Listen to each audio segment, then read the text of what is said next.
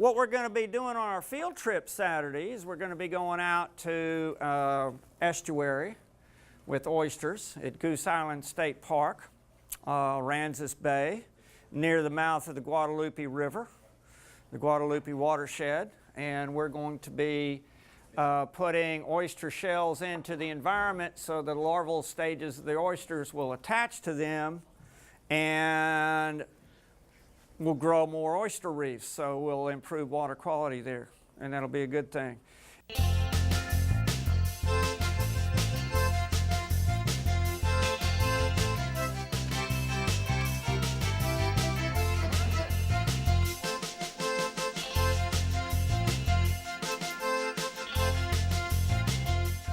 What you're seeing here is the culmination of our shell bagging event, where now we are taking the reclaimed oyster shells that we've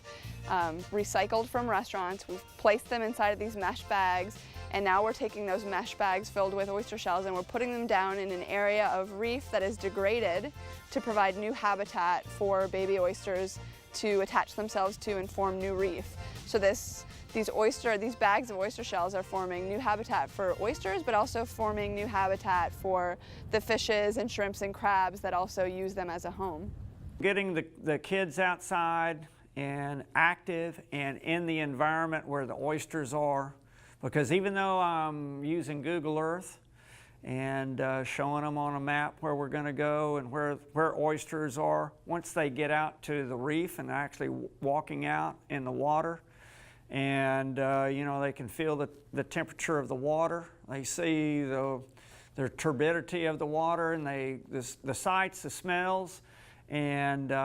then, you know, they were just putting their back into it. We moved 13,000 pounds of oyster shells and put them back in the water. Otherwise, they would have gone into the city dump, which, you know, that's kind of a waste of a resource. I learned a lot, actually, in oyster anatomy and the filtration system and how exactly they interact with the environment and how they help like our ecosystem and how they filter feed, and that helps with our water quality. So.